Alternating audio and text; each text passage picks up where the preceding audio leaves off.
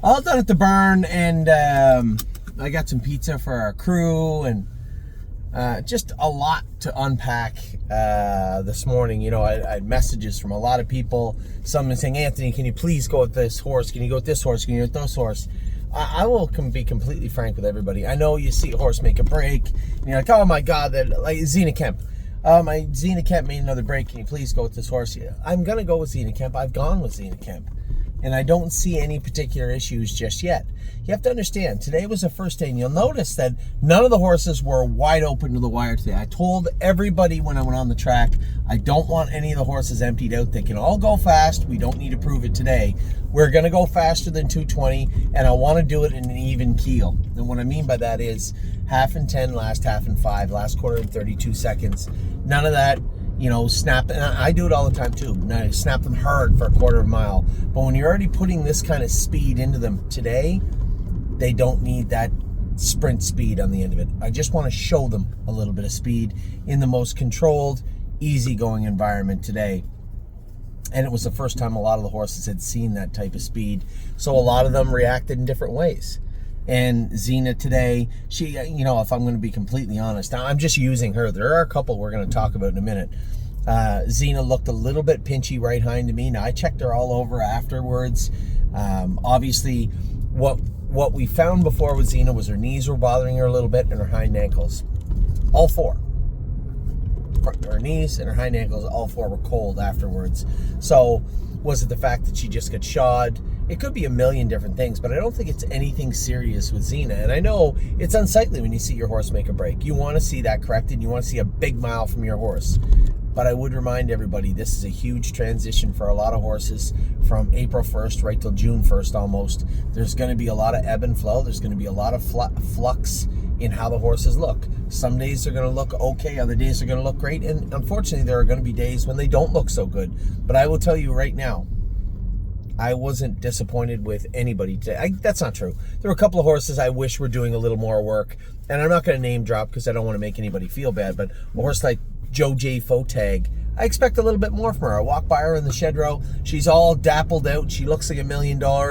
You know, Tyler said after she made her break, she come back. He said, Anthony, I come across quarter like 32-2 with her, and she was fine, which is good. But you got to string 4 of those together, and then you got to turn, you know, 32-2 into 29-2 or 30-2, and I just need to see a little bit more. And I even have to tell myself in a case like Joe J. Fotag, gigantic filly, right? Huge filly, and it is April. How's she going to look in June, July, August? That's what matters. And no matter what I say about any horse, good or bad, nothing will matter until they see the starting gate. So it is April the 17th, April to May, May to June. It is 2 full months before it is ever important. And you might see a break today, you might see a break next time. Like, oh my God, what's going on? My job is to make sure we continue to keep everybody up. I will go with Zena Kemp next week. I will go with Joe J. Fotag next week.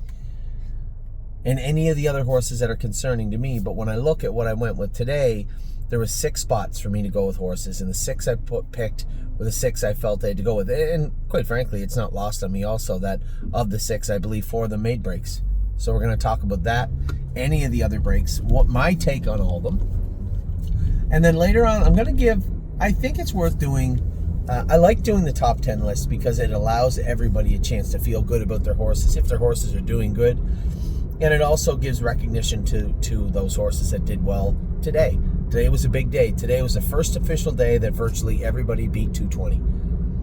We went in, I think, 215, 216 with the Pacers. We went in 218 with a couple of sets of trotters. There was set, the last set, I went in 22. I made a break, so they might have went around 220.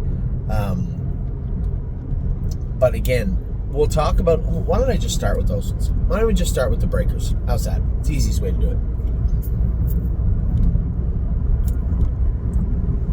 Had to get a little pulp on the way out of town. Rose Run Bobby's break was pretty self-explanatory. What had happened was Jason and came down the backstretch. I should have just left him there. We were going lots. We were going to exactly go where we wanted to go, 215. There was no concerns. Jason comes wide open with Uncle Danny. I should have left him right there. but it's training. I let him go, and as soon as he made front, you could see him kind of get a little green. You could see the tractor coming in the far turn. As we get into the last turn, and I talked to Jason about this after. Jason's a super experienced trainer, and it's not something that I have to say, oh, by the way, Jason, this is what you have to do. I'm just explaining to him when it comes to the babies, and I see, you heard me say this to Amy a lot, I'll say it to all the young kids also, when they're training, you need to be proactive with the horses. Uncle Danny, you have to see that he's concerned about the tractor that's 1/8 of a mile away, and you have to get him back in his frame of mind, keep him down to the rail, and make sure he's doing his work. But Jason had waited until we got to the turn. Now at that point, Danny's starting to panic a little bit. You can see he's out in almost the 2-wide path. He's interfered with the guy behind him. And as he shies away from the tractor, I gotta grab Bobby quick, and he puts me on the run too. Now she's looking around, she doesn't know what the hell is going on, and she makes a break. She was awesome today, and the thing I liked the most about her, I watched her, she laid down twice this afternoon. She was tired today. She worked hard, and she did her work well. Had I left Jason right there, she probably wins the set with a bow in her neck. She was awesome. If I was going to have any little dig on Bobby today, it was that she was a little warmer. If you'll notice, we took the open bridle back off her and put the blinkers back, the blind bridle back on her today. She was a little sharper today, but I want her focused on her work, and she was. She was very, very focused, maybe a little too much. She was worried about what was going on with Uncle Danny instead of worried about what was going on with Aunt Bobby. See how I did that? Rosa and Bobby, no concerns. I can tell you with absolute certainty why she made that break, and it was simply because she got jostled by Danny. The horse to make a break outside of her was Love Sensation. Now, Eric did say, he said, I felt that she should have been able to manage the situation, but the tractor was there for her also. Regardless, she made a little break. Now, the break that a lot of people asked about, Royal Flush Dio, I trained Royal Flush Dio at 18. And he was absolutely awesome middle of the week. Now, here's the problem. Everybody likes to go in the same jog cart. We try to, but from time to time, there's a different jog cart that you'll be sitting in. And the hobbles, I had set them for Tyler this morning, and they looked fine going on the track, but they weren't. They were a little too loose. Now, you'll see me from time to time just reach down and tighten them up. Well, it's not that easy for other people to do that. You're holding onto the horse, you're trying to see where you're going, you're reaching down, you're trying to adjust the hobbles in front of you and get that little, it's like your belt, right? You're trying to get that little peg in that little hole again in a tighter or looser situation. I've done it, and I've come accustomed to it for a decade or two. Some of these younger kids and some of our other trainers, maybe like Jason's a little shorter than me. He can't reach up and do it. It's not as easy for him. So I saw him scoring down, and I thought they looked okay, but it ended up being they were too loose. Now, they just need to be 2 holes tighter, and there wouldn't have been any breaks today. And that's why I told Tyler, I told the other young fella, Johnny, today, I always tell our trainers, when we are videoing, I do not want to see mistakes, right? You can't help it. They're training, they're babies training. Of course you're going to see mistakes, but it's not the point. You want to aim for perfection. And when it comes to that, you need to know that when you score that horse down, I'll tell them all the time, let that horse loose training down. Score it down 1/4 of a mile so that you are comfortable when you turn to go the right way, when we go our mile, that your horse is dialed in tight and screwed down good. That's what I want to see. And I think if Tyler had let him rock down through the stretch, he would have got to the turn and realized we need a couple of holes extra here. Might have to pull those in. And at that point, he could either go back to the barn and do it, pull up to the fence and do it, or try and do it himself. But it needed to be done. And it's not his fault, but I wanted to make sure he understood. I wanted reset the pink phone. What the hell is she talking about?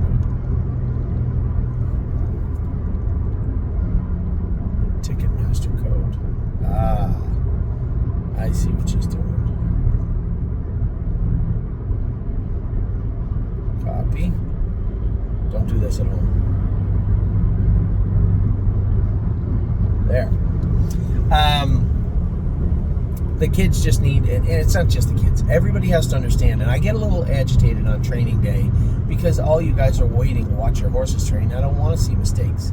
With Bobby, there's nothing I could do, right? Even with Jason, and I spoke to Jason after, you knew an 1/8 of a mile before. You can't wait until the horse starts to boil over. You got to be on top of them. They're not like race horses, they're babies.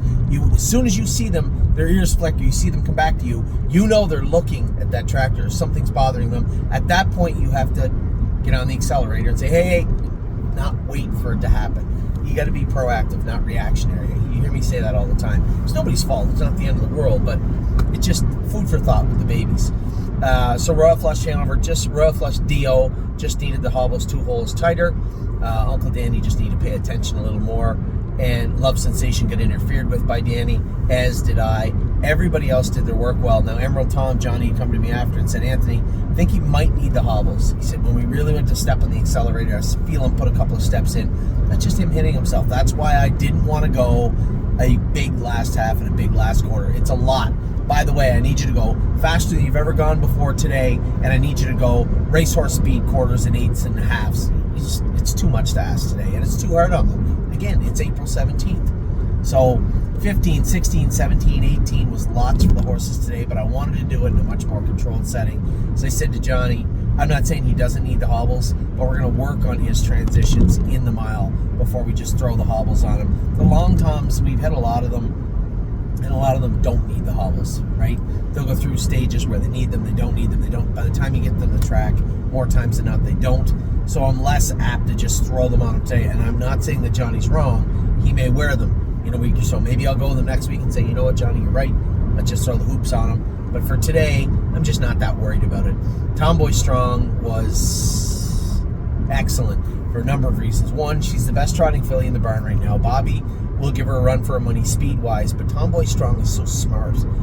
She's always had that laid-back, whatever type attitude, and when push comes to shove, she's training, she's ferocious. She's exactly the opposite of what her brother was. He was flashy. I don't want to run him down, but he showed potential. She has potential and uses all the tools to get to that potential, and quite frankly, I wouldn't be surprised if she exceeded our expectations when it comes to Tomboy Strong. She does everything right. She is on the top of the Ohio trotting fillies for sure right now, if not all the trotting fillies. She did look very, very good today. I wish that Bobby had made a break, but still, Bobby's still got a couple little screws loose, and we're tightening them up one by one. We're finding them and tightening them up, and by the time we get to July, you're going to see a very polished, very fast, very quick filly. But I don't know. Right now, it was pretty clear after today that Tomboy Strong is the leader of the pack in that division. Very good. We went into set number 2. A lot of people messaged me, Anthony, is it really fair to put Hangar One with the Pacers? I just want Hangar One. He's a very unique horse. In the barn, very kind eye, very polite, very respectful. On the track, he gets frazzled quite easily. You can tip him over super easy. But I just want him. Usually a horse like him, we would drill on them, and they would figure it out. Hangar One's super fast, very strong, and he is still very stubborn. He is not as flexible as I'd like to see him, but at the same time, that's just him. That's his personality. Very fast colt. I still went a mile in 2:17 today, or 2:16 or something, very easily with him. Hobbles were a hair too long today, but he was doing his work better. As I caught up down the backstretch and moved him over, he was trotting good. He was a little rough in the turns. I'd like to have those hobbles just one hole tighter today, and I think we would have been fine. Aside from that, I like the way he's doing his work. I put a choke plate on him today. I was very, very nervous. A lot of the times when you put that choke plate on for the first time, so for those of you who don't know, the choke plate's almost like a C, and it sits under the neck, so they can't, and it's like a hard plastic, I guess what's it, like PVC pipe or something. You can't, it's really hard. It's not very flexible. I've seen horses get really angry with them and break them, but he was pretty respectful today, and I give him a lot of leeway because he is an orangutan. He's a bit of a lunatic, but there is a nice horse in there, and I feel his frustration very slowly, marginally dissipating, but it is, and he's starting to get it. The speed is never a problem for him. He's more than happy to go as fast as you want. Slow is not good. Fast as you want, no problem at all. The speed was not a problem today. Just with him, it's confidence, right? He hasn't got to go the speed in the sets the way he has before. Remember, he spent 2, 3, 4 weeks just galloping and jogging and galloping. And now we got him to where we're back in a set situation with him. I put him in with the Pacers because I knew they would go fast, and I thought the constant speed of that group would quell kind of his anger. And it's not anger. I shouldn't call it anger. He's not an angry horse on the track. He's actually a very, very nice horse, but he does get very frazzled very easy, and then he becomes a little crazy. But I believe that will dissipate. I think we're on the right track with him. I know it's hard.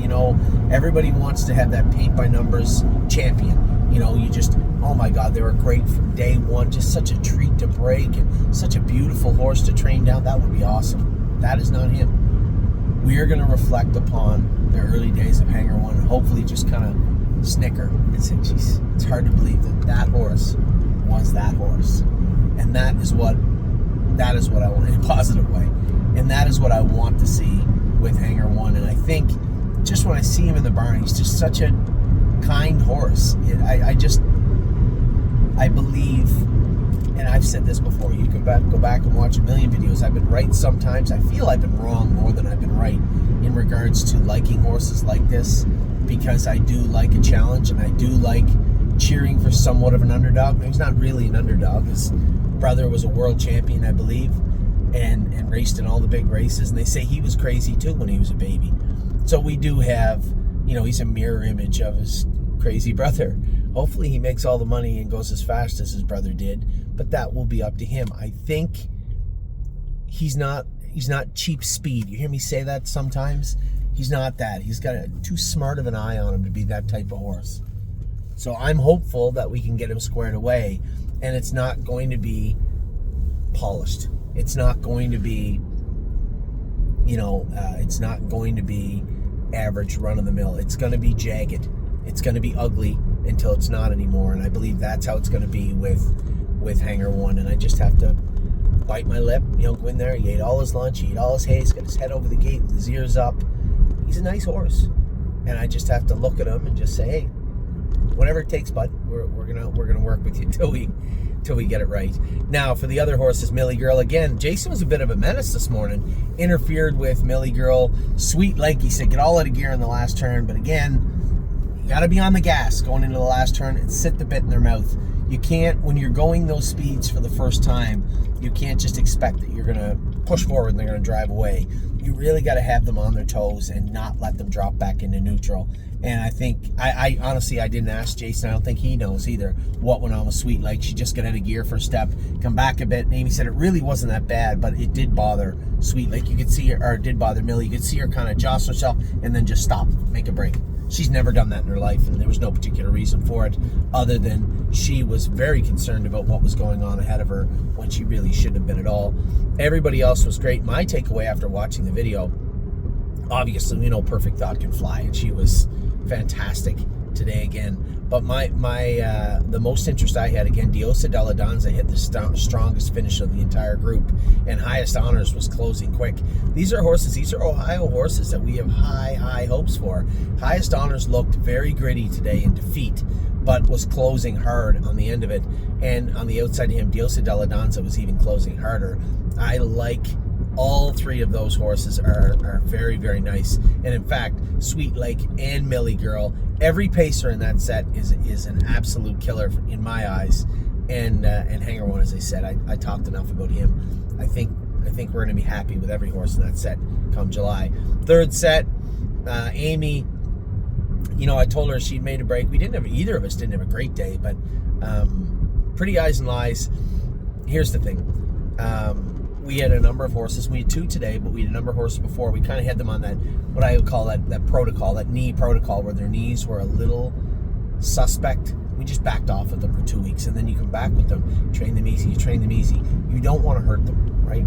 And what happens is, in Pretty Eyes and Lies' case, Amy's just being a little too easy with her. She should have scored her down hard, made her do her work, and then she would have been fine in the mile. But because she was being a little quiet, a little easy with her, a little conservative with her, 215, 218 for these horses today may as well be 58, right? They've never seen that kind of speed before. So you have to be on the go all the time. It's like everybody thinks they can pitch a ball, but the guys that are professionals, you can see the work and the stress they put into it, and this is what they do for a living. So for horses, they're at their peak athleticism right now for the most part, that we're going to let them do. Nothing is coming easy. Now, for some horses it does, I shouldn't say that. But for those nice horses that are learning, they got to put the work in. And when Pretty Eyes and Lies, I said to Amy after, I said, listen, if their knees are bothering her, they're bothering her. If they aren't bothering her, it is time to get to work. So when you go out, before you go your mile, just like I told the kids, drop the hammer on them, score them down, and make sure this horse is set up fine for what I'm about to ask them to do. You do that, you'll be fine. If you don't, it's a coin flip. You might be fine anyway, but you may not. And there's nothing I hate more on video day than making breaks, and I made enough of them today. So Pretty Eyes and Lies made a break today, but it was just simply, I think Amy was just being a little conservative with the filly. Not a big deal. Royal Duchess went out and did her work good again. Hobbles were a little longer than she's used to having or that she likes having. But she did her work again. She's going to be one of those meat and potato horses that just go out and get it done every week. I'm not saying she's going to go out and make a fortune and win a bunch of races, but she's always going to be in the mix, and I think that's just her in a nutshell. Judy's Money caught my eye today. She finished up very, very strong. Supermind was very good, as was Captain Doolittle for the Doolittle haters out there. The ones that are like, oh, he's no good. Oh, I don't know why wouldn't we get rid of this horse? I was a mile in 2:18 for Captain Doolittle, or 2:17. I went a mile in 2:15 or 2:16. So no, he would have been around the same. He started on the front. I was like fourth, I think. But again, Megan's lucky day. I think we got her going in the right direction. It's like there's this fence, and if she just leans over to the left, she makes a break. If she just stays on the straight and narrow or over to the right, she's fine. And that's how cut and dry it is with her right now. And she was very good today. That was a good mile from her. Very, very happy with what I saw from that entire group. Not disappointed, as I said to Amy, don't beat yourself up. It's not a big deal. You're just protecting her. But when it's game time, when it's time to go, it's time to go. So you'll see a little bit better Pretty Eyes and Lies next time, I think. Also, Judy's Money again. I'm not surprised with Megan's lucky day. Captain Doodle surprised me that he stayed that close and that he was very good. I was thoroughly pleased with what I saw from Judy's Money. I know Megan's fast. She's just got to, again, another one of those, we got to screw those bolts down tight. She'll get there. You can see the flashes now, the same as I do. But Judy's Money finished up very strong today. I trained her hard on Tuesday, and I was curious. A couple of these horses, I worked them hard Monday, Tuesday. I just wanted to see how they responded today. Most of them were good. A couple of them weren't quite as good. But Megan's lucky day was super today. Fourth set, I was really frustrated with Neuromancer. He hit his foot and made a break. But he's a lot like his brother, Maury. Touches in the same places, does the same stupid things in stupid places when he was a baby. And we're just going to have to deal with it in regards to him. I have two options. Put the hobbles back on him for a little bit. I have a number of options. We'll put bell boots on him and keep them on him for now. I hate them on him with the knee boots, but I'm going to have to because he's prone to touching his foot sometimes. He cut his foot again today. Send him to Ontario potentially, I guess, is an option. A bigger track. Again, this horse, it's only Kentucky. There's no need for him to still be on a half. And I like what I've seen from this horse, but need to see more consistency, right? That's my only complaint at this point. He's got a weird kind of clunky gait. That will dissipate as he gets stronger. I'm not worried about that. But the lack of consistency is troublesome. And we're going to work with him to see if we can ratchet that up.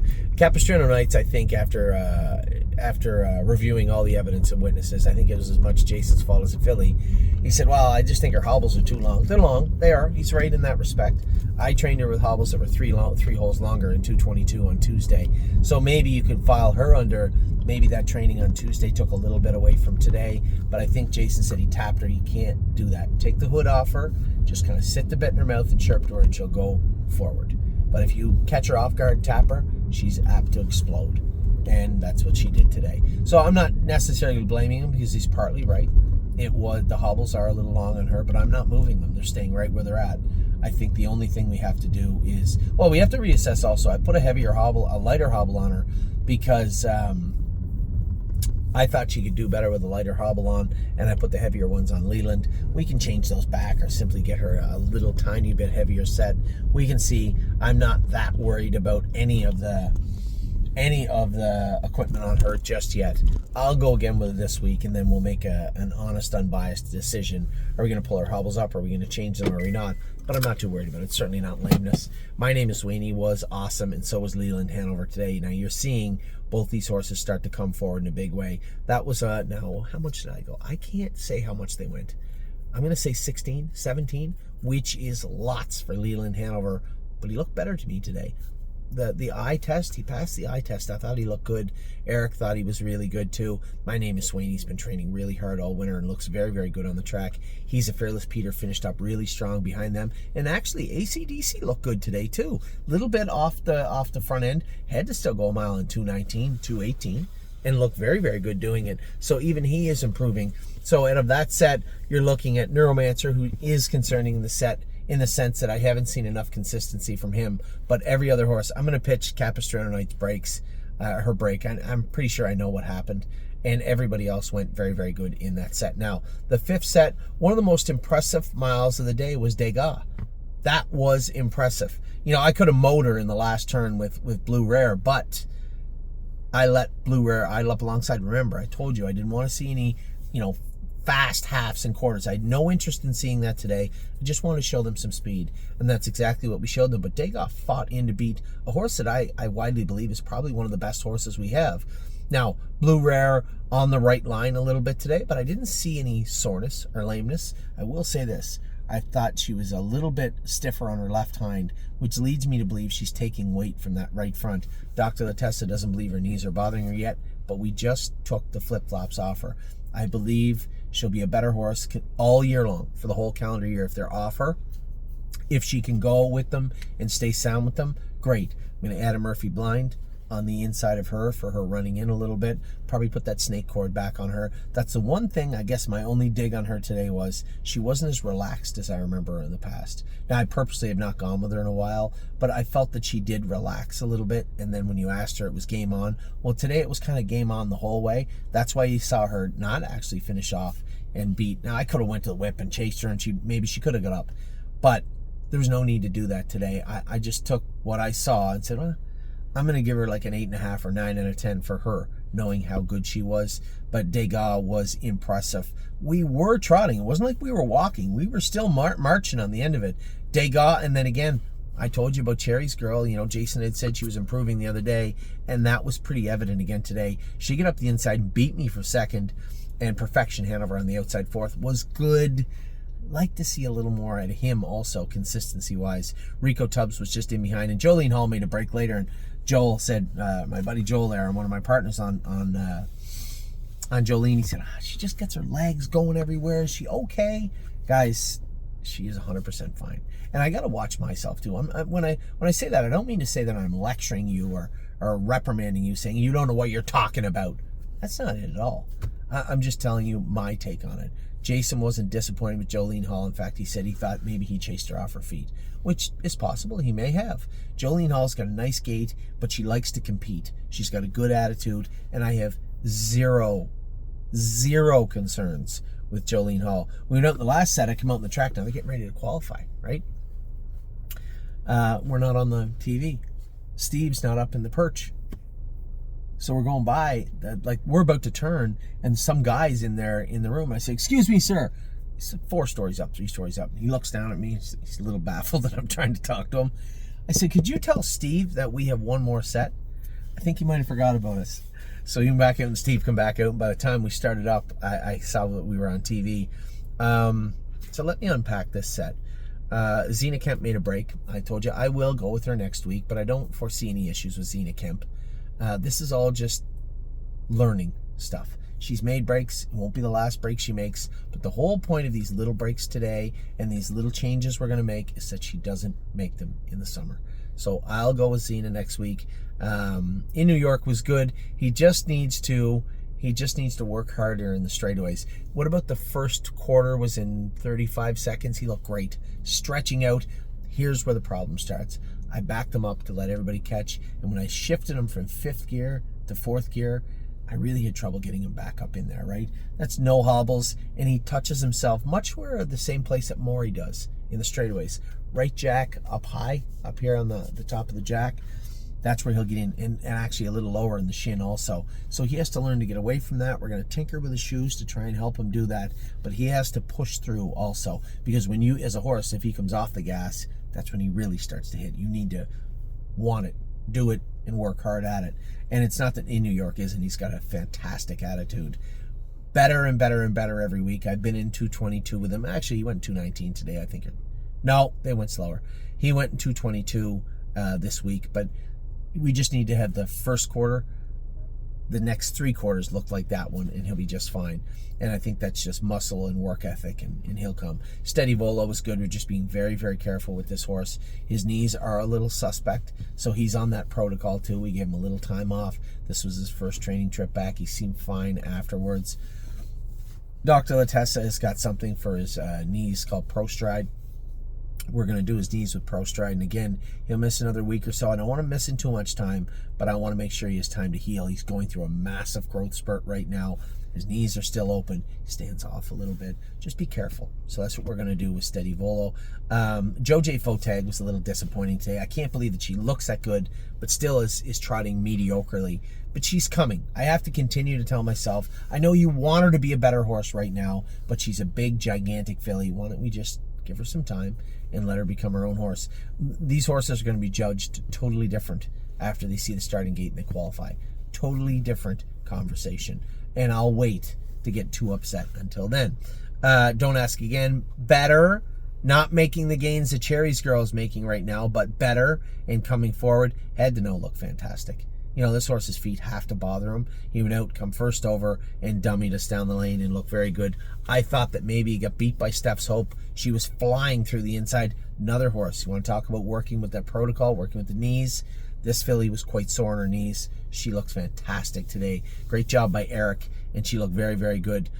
Steady Volo was good. Head to No was good. Don't Ask Again was okay. The only disappointment, I know you guys are disappointed in New York. I'm going to give him some slack. He's infinitely better than he was. I believe he'll get better and better and better and better. I was mildly okay with him today, but definitely Head to No, Steady Volo, Steph's Hope completely stole the show in the last set. So let's a quick little look at maybe some horses I have to take a little closer look at this week. I'm going to continue to go with Rose Run Bobby. No concerns though. Royal Flush Dio, I guarantee you the fix is simple with him. Second set, I'll continue to go with Hangar One. We'll get to the bottom of Hangar. It's not going to happen next week. You know, it might sound like, don't worry, he'll be better. He'll be better in July, hopefully. You're not going to see him get better. You're going to see these massive leaps and bounds forward. You might see some leaps and bounds, but they're not going to be forward. It's going to take time. I told you it's not going to be pretty, but we're going to get him there. Nobody else in the second set is concerning to me. Pretty Eyes and Lies, you just got to work. Got to make her work. Work her harder. Everybody else was good in there. Capistrano Nights, I'll go with her again, but I suspect I was right, that it was just a simple, you just startled her. That's it. And Neuromancer, I'll continue to work with Neuromancer. Fifth set, no real concerns there. I don't have to go with Jolene Hall. I don't have to go with anybody in there. Everybody did their work pretty good. And then we just talked about the sixth set. Joj Fotag, yes, I'll work a little bit with her. And Zena Kemp for sure. So really, when you break it all down, not a horrible day at the office. The horses were pretty good. All the times were good. All the horses felt good, ate their lunch. I love seeing Bobby sleeping afterwards. That means she worked her butt off today. So that's a good sign. Great work ethic, very good competitive spirit, and that's exactly what we want to see this time of year. So this is almost a 34-minute video. Amy's arriving now, as you see behind me. She's here now. We actually took a little extra time at the barn, talked to everybody, because we're going to head back to Ontario this afternoon. Tomorrow we don't have a lot to do. Ollie has to be at ball practice tomorrow night. And then Saturday we're going to the Blue Jays. I am really excited about this weekend. It's Amy's birthday. We're going to go to the mall, and her and Ava are going to look at dresses. And I might go and try and find her a birthday present. We'll see. I hope you guys, I know a lot of you had some concerns. Say don't, guys. As we push past these speed barriers, you're going to see these things come up and these things happen. It's not the end of the world. They will all polish up. And as I said, no concerns for me. A couple of horses I would like to see put a little better effort in right now. But overall, no concerns at all with our horses as we head into the latter stages of April. So it's a beautiful, and I mean a beautiful, we had a bad week of weather. It is a unbelievably beautiful day today in Ohio. I hope it was great wherever you are also. I will talk to you all very soon. Have a great rest of your day. Good luck to everybody tonight and the rest of the weekend. Take care.